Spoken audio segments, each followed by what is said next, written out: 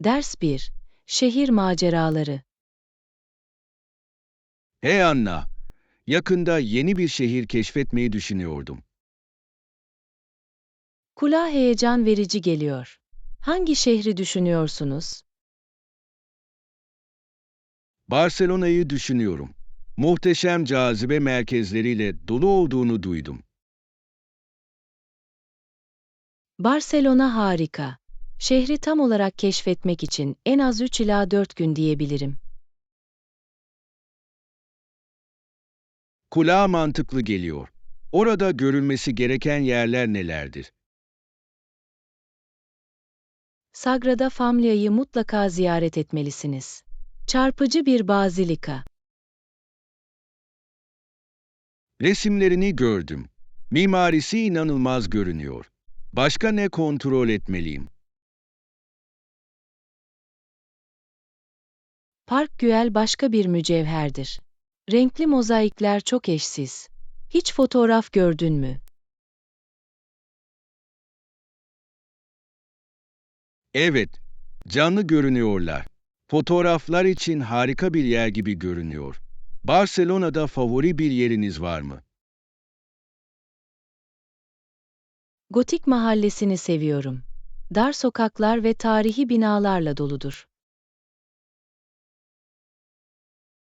Kulağa büyüleyici geliyor. Orada dolaşabilir misin? Kesinlikle. Gizli kafeleri ve mağazaları keşfetmek eğlencelidir. Bu tür maceralardan zevk alıyorum. Peki ya yemek? Denemem gereken yerel yemekler var mı? Tapas denemelisin. Çeşitli yemeklerden oluşan küçük tabaklardır. Paylaşmak için mükemmel. Yiyeyim. Farklı yiyecekleri denemeyi seviyorum. Tavsiye ettiğiniz özel tapas var mı? Patatas bravas ve vam ibriko lezzetlidir. Onları seveceksin. Onları tatmak için sabırsızlanıyorum. Barcelona'da toplu taşıma nasıldır? Bu mükemmel.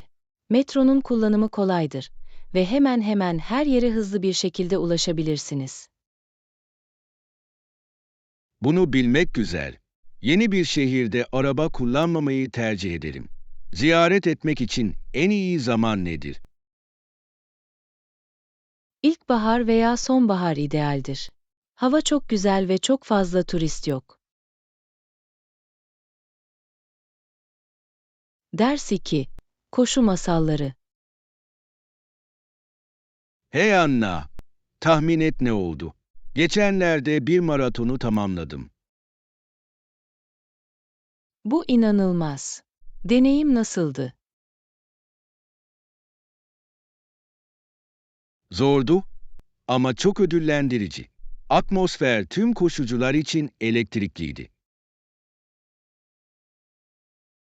Hayal edebiliyorum. Bunun için çok antrenman yaptın mı? Evet, aylarca eğitim aldım. Dayanıklılığımı yavaş yavaş geliştirmek zorunda kaldım. Bu etkileyici. Antrenman rutininiz nasıldı? Daha kısa koşularla başladım ve her hafta mesafeyi kademeli olarak artırdım. Kulağa akıllıca geliyor. Belirli bir planı uyguladınız mı? İlerlememe rehberlik eden çevrimiçi bir eğitim planı buldum. Harika fikir. Eğitiminiz sırasında herhangi bir zorlukla karşılaştınız mı? Kesinlikle. Koşamayacak kadar yorgun hissettiğim günler vardı. Bazen motive olmak zordur. Nasıl ilerledin? Kendime hedefimi hatırlattım ve bitiş çizgisini geçmeyi görselleştirdim. Bu güçlü bir teknik. Yarış gününde neler hissettiniz? Gergindim ama heyecanlıydım. Kalabalığın enerjisi sinirlerimi yatıştırdı. Bu harika. Arkadaşlarınızla mı yoksa yalnız mı koştun? Birkaç arkadaşımla koştum. Deneyimi daha keyifli hale getirdi. Bu harika. Böyle bir meydan okumayı paylaşmak harika. Maratonun en zor kısmı neydi? Son birkaç mil en zordu. Bacaklarım ağır geldi ama itmeye devam ettim. Bitiş çizgisini geçerken kendinizi harika hissetmiş olmalısınız. Ders 3. Bakkal sohbetleri. Hey Anna, bugün biraz süt almak istedim. Oh, gerçekten mi? Biraz da kullanabilirim. Daha sonra dükkana gidecek misin? Evet, istersen bugün senin için alabilirim. Bu harika olurdu. Oradayken başka bir şeye ihtiyacın var mı? Belki biraz ekmek ve yumurta. Bunlardan da azaldım. İyi fikir. Yumurtaları hep unuturum. Ne tür sütü tercih edersiniz? Genelde badem sütü tercih ederim ama bazen normal süt de alırım. Badem sütü lezzetlidir. Ben kendim yulaf sütünü tercih ederim. Denedin mi? Sahip oldum. Kremsi ve lezzetli. Kahve için mükemmel. Kesinlikle. Çok kahve içer misin? Yapıyorum. Sabahlarımı başlatmak için buna ihtiyacım var. Peki ya sen? Kahvenin tadını çıkarıyorum ama akşamları bitki çayını da seviyorum. Kulağa rahatlatıcı geliyor. Favori bir bitki çayınız var mı? Papatya benim favorim. Gevşememe yardımcı oluyor. Peki ya sen? Nane çayı severim. Yemekten sonra ferahlatıcı. Nane çayının sindirim için iyi olduğunu duydum. Yatmadan önce denediniz mi? Henüz değil ama yapabilirim. Genellikle öğleden sonra çay içerim. Çay için harika bir zaman. Ne sıklıkla market alışverişine gidersiniz? Haftada bir kez gitmeye çalışıyorum. Ama bazen fazladan geziler yapmam gerekiyor. Burada da aynı. Listedeki şeyleri unutmak kolaydır. Ders 4. Paylaşım çözümleri. Hey Anna, bilirsin, sorunlarımı iş yerindeki arkadaşlarımla paylaşmaya başladım. Gerçekten mi? Bu harika bir fikir gibi geliyor. Nasıl yardımcı olur? Sorunlarım hakkında konuştuğumda daha hafif geliyor. Sonra neşeyle ofisime dönüyorum. Bu harika. Paylaşmanın yükü hafifletebileceği doğrudur. Kesinlikle. Sorunlarımızı paylaştığımızda her birimiz daha iyi hissediyoruz. Tamamen katılıyorum. Bir topluluk ve destek duygusu yaratır. Herhangi biriyle zorluklarınız hakkında konuşmayı denediniz mi? Evet, aslında. Geçenlerde meslektaşıma biraz iş stresi hakkında konuştum. Bu nasıl gitti? Gerçekten iyi gitti. Bana yararlı tavsiyeler verdi ve dinledi. Bu harika. Dinlemek iletişimin çok önemli bir parçasıdır. Kesinlikle. Bazen birisinin seni duyması büyük bir fark yaratabilir. Sorunları arkadaşlarınızla veya ailenizle paylaşmanın daha kolay olduğunu düşünüyor musunuz? Duruma bağlı olduğunu düşünüyorum. Arkadaşlar farklı bakış açıları sunabilir. Bu doğru. Aile genellikle bizi iyi tanır ve rahatlık sağlayabilir. Kesinlikle. Her iki destek sistemine sahip olmak güzel. Genelde neyi paylaşırsın? Sık sık işle ilgili stres veya mücadele ettiğim kişisel hedeflerden bahsediyorum. Bunlar önemli konular. Çözüm bulmanıza yardımcı olduğunu düşünüyor musunuz? Evet, bazen sadece endişelerimi dile getirmek düşüncelerimi netleştirmeye yardımcı olur. Bu harika bir içgörü. Ders 5. Seyahat konuşması. Hey Anna, hiç ülke çapında bir tren yolculuğu yaptın mı?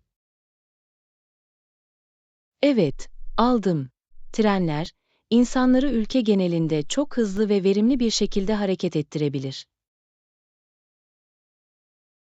Kesinlikle. Tren yolculuklarının ne kadar rahat ve doğal olabileceğini seviyorum. Ben de. Seyahat ederken manzaranın değiştiğini görmenin harika bir yolu. Yaşadığınız en sevdiğiniz tren yolculuğu nedir?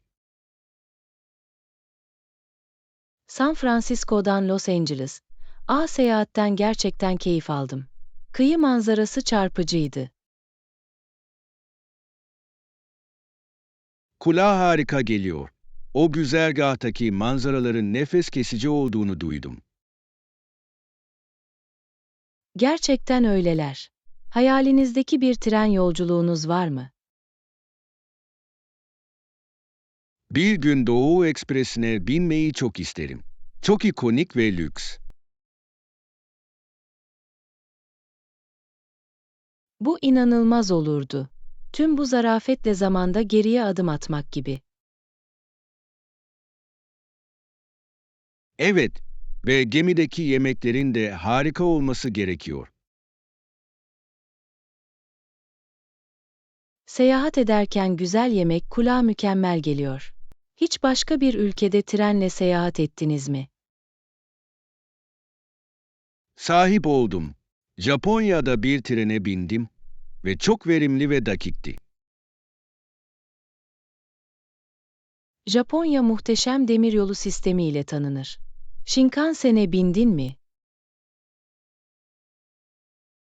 Evet, süper hızlı ve pürüzsüzdü. Uçuyormuşum gibi hissettim. Başka hiçbir şeye benzemeyen bir deneyim olduğunu duydum. Yolculuk sırasında ne yaptın? Manzaradan keyif aldım ve hatta trende sattıkları bazı bento kutularını denedim. Bunlar çok lezzetli. Japonya'da yemek kültürü çok zengin. Kesinlikle. Trenlerin seyahat için uçaklardan daha iyi bir seçenek olduğunu düşünüyor musunuz? Mesafeye bağlı. Daha kısa yolculuklar için trenler genellikle daha rahat ve eğlencelidir. Ders 6. Takım stratejisi. Hey Anna, projemizi düşünüyordum. İş yükünü analiz etmemiz gerekiyor. Bu iyi bir fikir. İş yükünü değerlendirmek neye ihtiyacımız olduğunu anlamamıza yardımcı olabilir. Kesinlikle. Herhangi bir boşluk bulursak stratejimizi buna göre ayarlayabiliriz. Kabul ettim.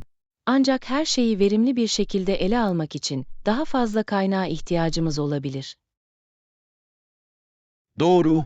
Yönetimden ek yardım istememiz gerektiğini düşünüyor musunuz? Evet, bunun faydalı olacağına inanıyorum. Daha fazla el yükü hafifletebilir. Hangi özel görevlerin daha fazla dikkat gerektirdiğini düşünüyorsunuz? Araştırma aşamasının daha fazla insanı kullanabileceğini düşünüyorum. Oldukça zaman alıcıdır. Katılıyorum. Veri toplamak çok önemlidir ve ekstra kaynaklara sahip olmak süreci hızlandıracaktır. Kesinlikle. Ayrıca, farklı bakış açılarına sahip olmak bulgularımızı geliştirebilir. Bu doğru. İşbirliği genellikle daha iyi sonuçlara yol açar. Peki ya sunum?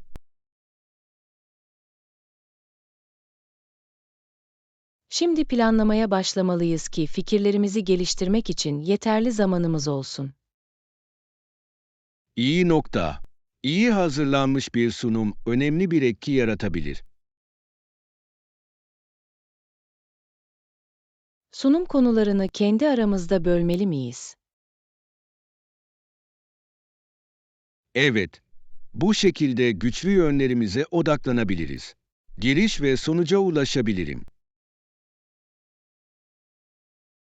Mükemmel. O zaman ana içeriği halledeceğim. Bu benim en sevdiğim kısım. Harika. Her bölüm için son tarihler belirleyelim. Böylece yolda kalalım. Bir plan gibi geliyor.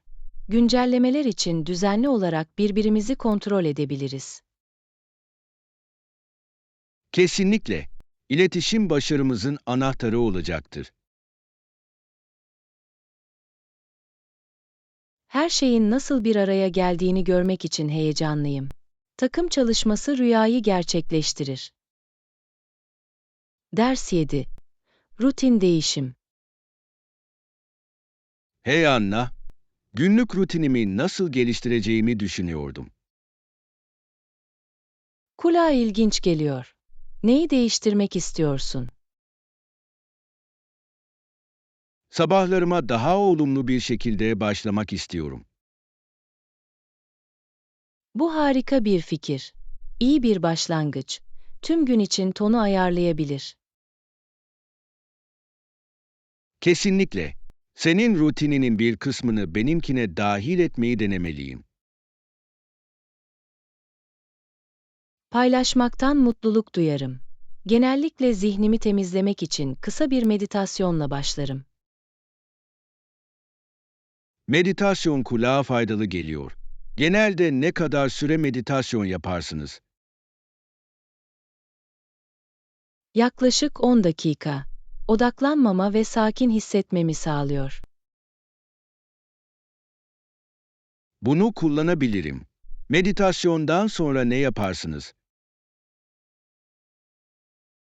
Ondan sonra hızlı bir koşuya çıkıyorum. Önümüzdeki gün için bana enerji veriyor. Koşu, hareket etmek için harika bir yoldur. Genelde egzersiz bölümünü atlarım. Belki tempolu bir yürüyüşle başlayabilirsin. Koşuya iyi bir giriş. Bu iyi bir nokta. Evimin yakınındaki parkta dolaşabilirim. Kesinlikle. Temiz hava ruh halinizi gerçekten artırabilir. Daha sonra kahvaltı yapar mısın? Kahvaltıyı atlama eğilimindeyim. Bunun iyi olmadığını biliyorum. Genelde ne yersin? Meyveli yulaf ezmesinden hoşlanırım. Dolduruyor ve bana kalıcı enerji veriyor. Kulağa lezzetli geliyor. Yulaf ezmesi yapmayı denemeliyim. Herhangi bir ipucu var mı?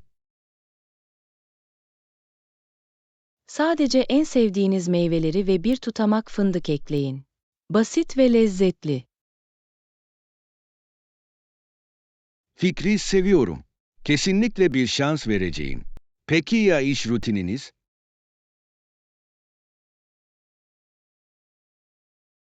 Her sabah görevlerime öncelik veriyorum. Gün boyunca düzenli kalmama yardımcı oluyor. Ders 8. Çiçek konuşması. Hey Anna, her yerde çiçek açan çiçekleri fark ettin mi? Evet, çok güzel. İlkbaharda her şeyin ne kadar renkli göründüğünü seviyorum. Kesinlikle. Parkın her yerinde yetişen beyaz çiçekler var. Bunlar çok güzel. Beyaz çiçekler genellikle saflığı ve barışı sembolize eder. Bu doğru. Kırmızı güllere de bayılıyorum. Çok canlı ve romantik olabilirler.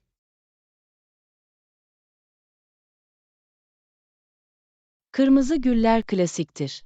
Genellikle yıldönümleri gibi özel günlerde verilirler.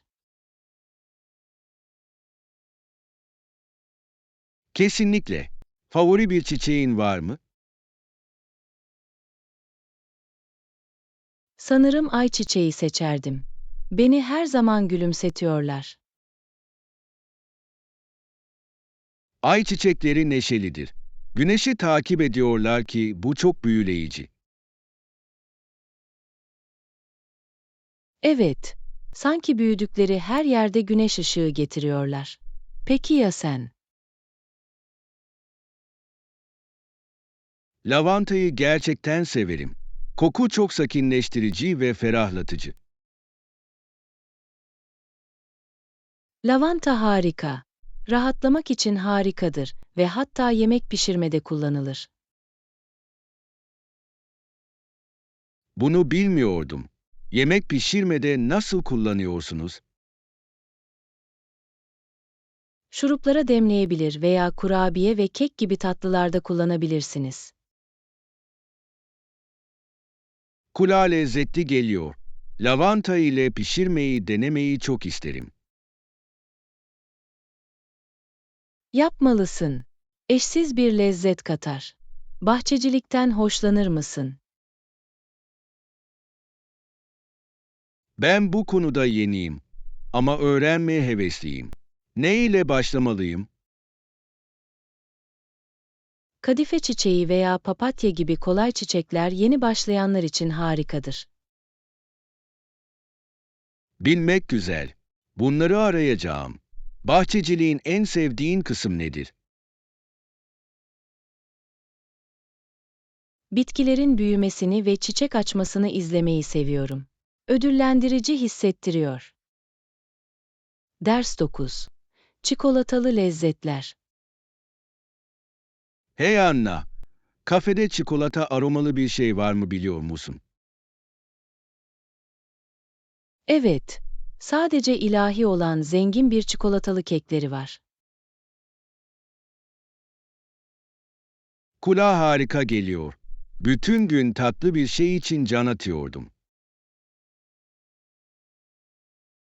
Kesinlikle denemelisin. Nemlidir ve kadifemsi bir dokuya sahiptir.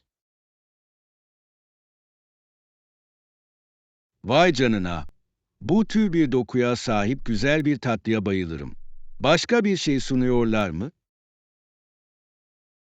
Ayrıca süper hafif ve kremsi olan çikolatalı mus var.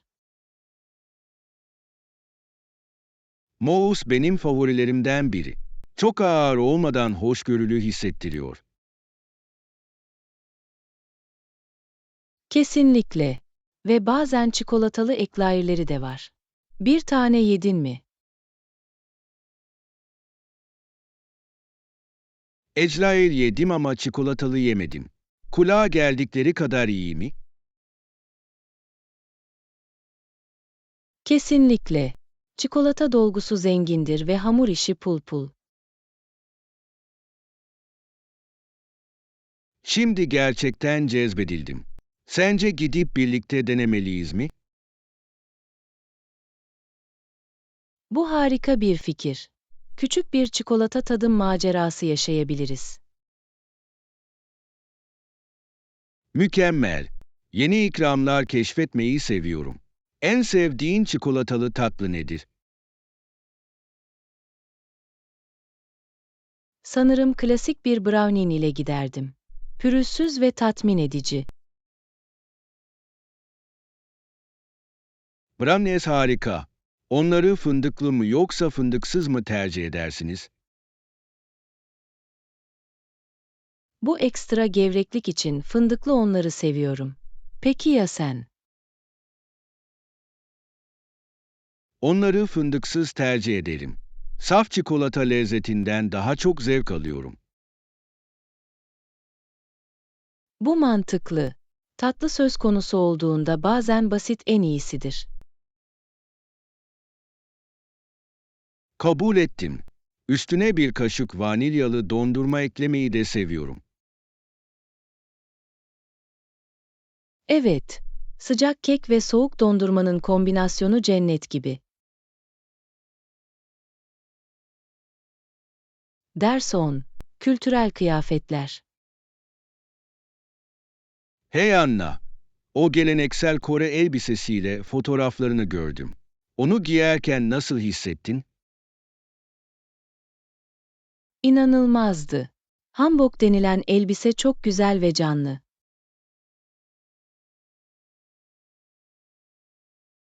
Bahse girelim sana çarpıcı görünüyordu.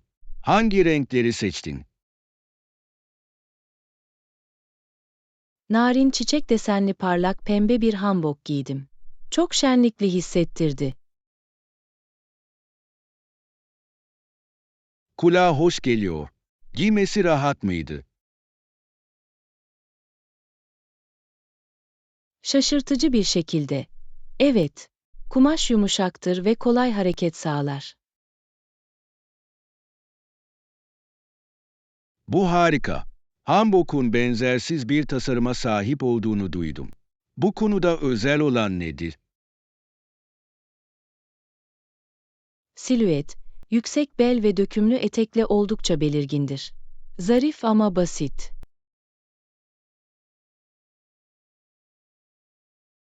Kutlamalar için nasıl mükemmel olacağını görebiliyorum. Onunla herhangi bir aksesuar taktın mı? Evet, geleneksel bir kolye olan güzel bir norigae taktım. Güzel bir dokunuş ekledi.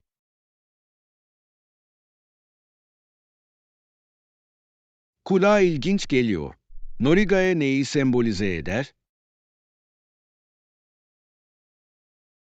İyi şans ve mutluluğu sembolize eder. Birçok kişi özel günler için giyer. Buna bayılıyorum. İlk defa hanbok giydin miydi?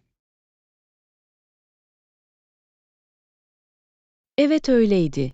Giyerken Kore kültürüyle derin bir bağlantı hissettim. Bu harika.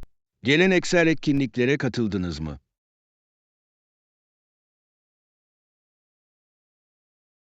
Evet, geleneksel bir boyun eğme töreni yaptık ve lezzetli Kore yemeklerinin tadını çıkardık.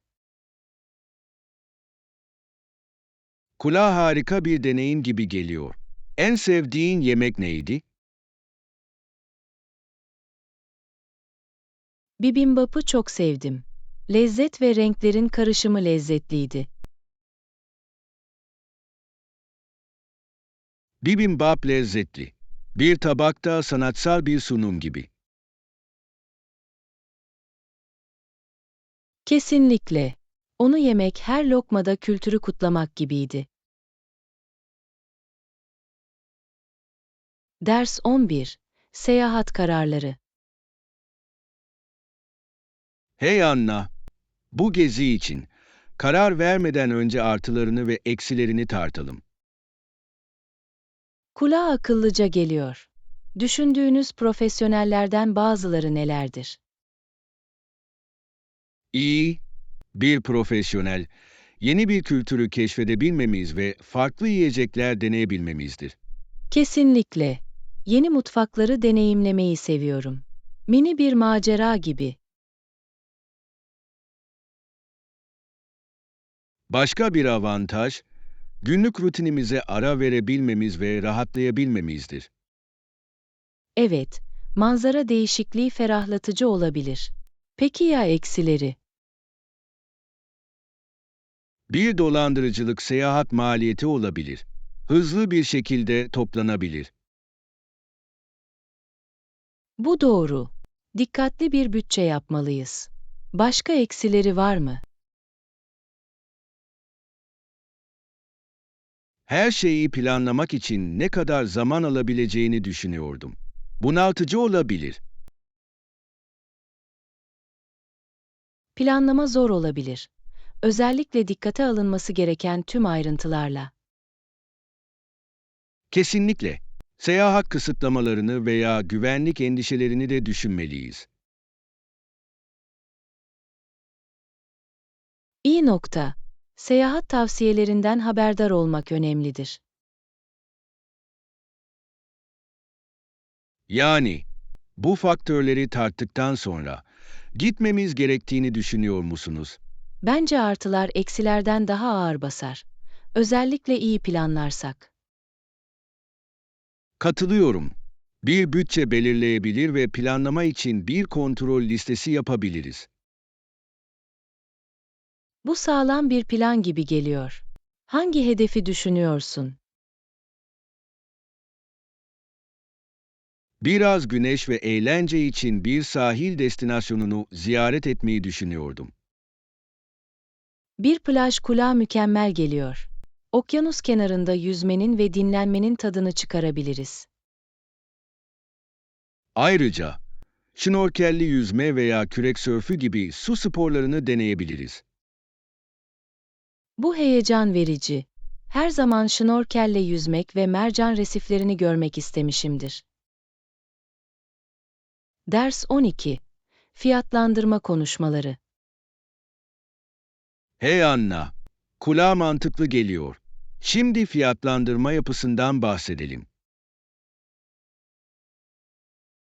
Tabii ki. İlk önce fiyatlandırmanın hangi yönlerine odaklanmak istersiniz? Bence temel maliyetlerle başlamalıyız. Dikkate almamız gereken ana giderler nelerdir?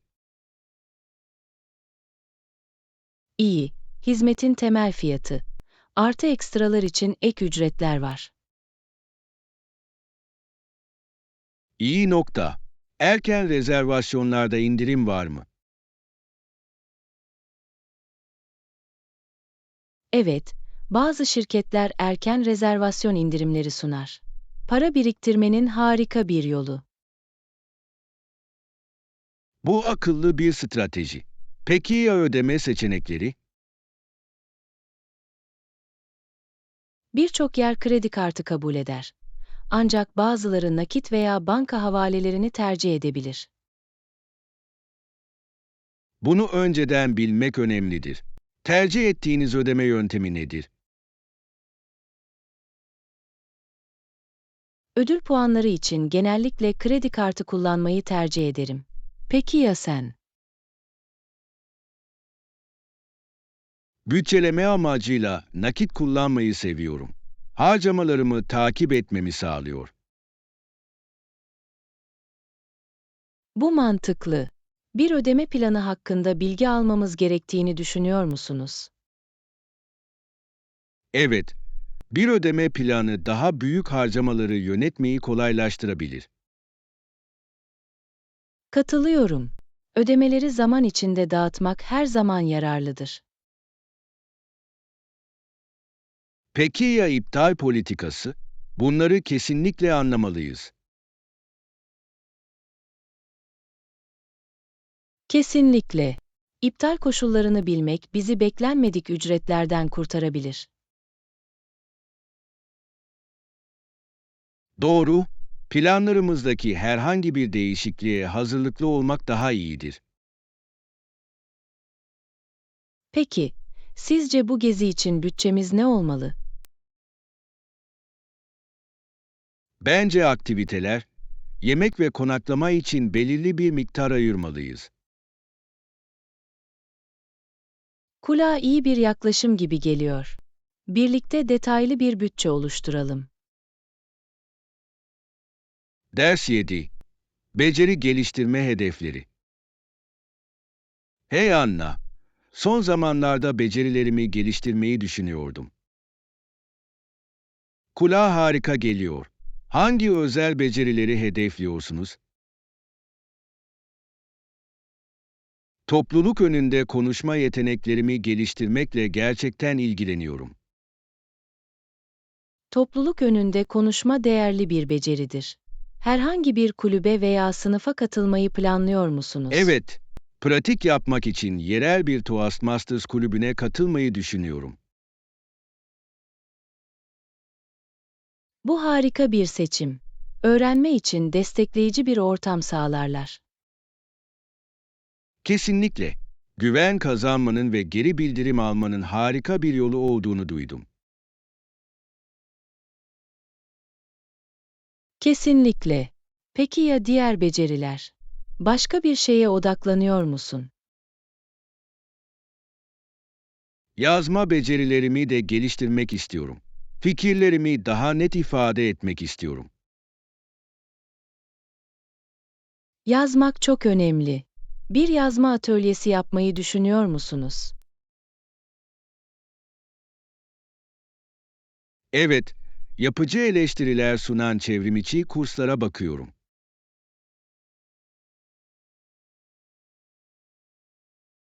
Kulağa yararlı geliyor. Geri bildirim almak ilerlemenizi gerçekten hızlandırabilir. Katılıyorum. Şu anda hangi beceriler üzerinde çalışıyorsunuz? Yeni bir dil öğrenmeye odaklanıyorum. Hem zorlu hem de ödüllendirici. Bu harika. Hangi dili öğreniyorsun?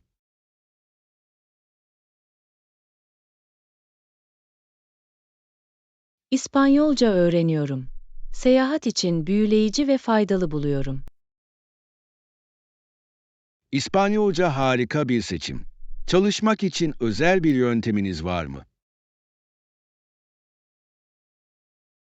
Kelime bilgisi için uygulamalar kullanıyorum ve ayrıca ana dili konuşanlarla pratik yapmaya çalışıyorum. Bu akıllıca. Ana dili konuşanlar ile sohbet etmek akıcılığınızı gerçekten artırabilir.